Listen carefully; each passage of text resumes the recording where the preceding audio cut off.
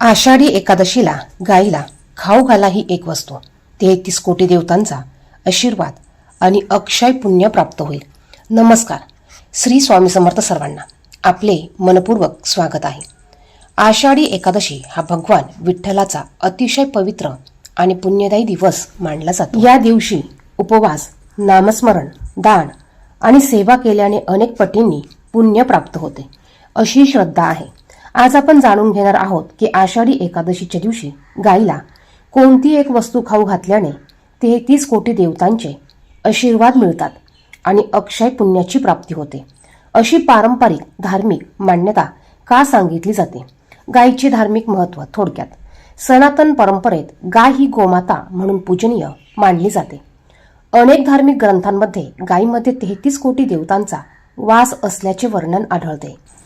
त्यामुळे गायीची सेवा करणे, तिला अन्न देणे आणि तिचे रक्षण करणे हे अत्यंत पुण्यकारक मानले जाते.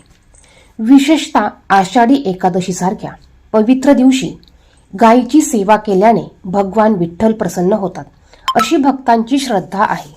गायीला कोणती वस्तू खाऊ घालावी? या दिवशी गायीला गूळ आणि हरभरा म्हणजेच चना डाळ खाऊ घालण्याची परंपरा अनेक ठिकाणी आहे. गुळाचा गोडवा शुभत्व आणि आनंदाचे प्रतीक मानला जातो, तर हरभरा समृद्धी आणि आरोग्याचे प्रतीक मानला जातो. जर हरभरा उपलब्ध नसेल तर गूळ आणि हिरवा चारा किंवा ताजे गवतही तुम्ही गाईला प्रेमाने खाऊ घालू शकतात. महत्त्वाची गोष्ट म्हणजे ही सेवा निस्वार्थ भावनेने करावी. आता बरेच जण आषाढी एकादशीला उपवास असल्यामुळे गाईला देखील उपवासाचेच पदार्थ खाऊ घालतात. मग तुम्ही गाईला ह्या गोष्टी न खाऊ घालता गूळ किंवा केळी खाऊ घालू शकतात. गाईला खाऊ कसं घालावं? सकाळी स्नान करून स्वच्छ वस्त्रे परिधान करावे, भगवान विठ्ठलांचे स्मरण करावे आणि मनात प्रार्थना करावी. हे गोमाते, तुमच्या सेवेमुळे माझ्या कुटुंबावर श्री विठ्ठलांची, श्री विष्णूंची कृपा राहो. सर्वांचे आरोग्य, सुख, शांती आणि समृद्धी वाढू दे असं आपल्याला म्हणायचं आहे. गोमातेला प्रार्थना करायची आहे आणि आशीर्वाद प्राप्त करून घेण्यासाठी विनंती करायची आहे.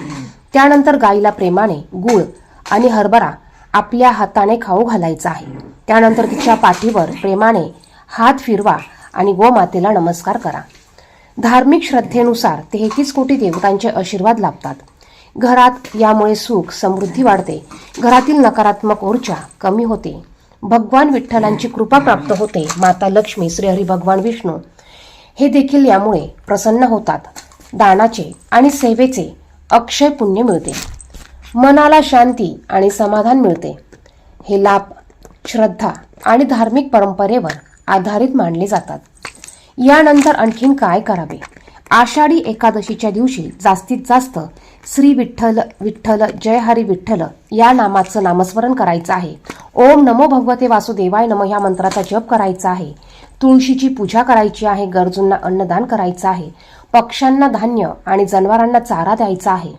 दिवसभर शक्य तितके चांगले विचार आणि सत्कर्म करायचे आहे. लक्षात ठेवा, गाईला प्लॅस्टिक, खराब अन्न किंवा आरोग्यास अपायकारक पदार्थ कधीही खाऊ घालू नका. तिला स्वच्छ, ताजे आणि योग्य खायला द्या. दान आणि सेवा ही केवळ फळाच्या अपेक्षेने नव्हे तर करुणा आणि भक्तिभावाने केली तर त्याचे खरे आध्यात्मिक महत्त्व वाढते. मित्रांनो, आषाढी एकादशीच्या या पवित्र दिवशी गायीची सेवा करून तिला गूळ आणि हरभरा अर्पण करून भगवान विठ्ठलाचे स्मरण करा. धार्मिक श्रद्धेनुसार अशा सेवेमुळे 33 कोटी देवतांचे आशीर्वाद आणि अक्षय पुण्य प्राप्त होते. आषाढी एकादशी हा वर्षातून एकदाच येणारा महत्त्वाचा दिवस आहे. जर ही माहिती तुम्हाला आवडली असेल तर व्हिडिओला लाईक करा, शेअर करा आणि आपल्या चॅनेलला सबस्क्राईब करायला विसरू नका. धन्यवाद. श्री स्वामी समर्थ.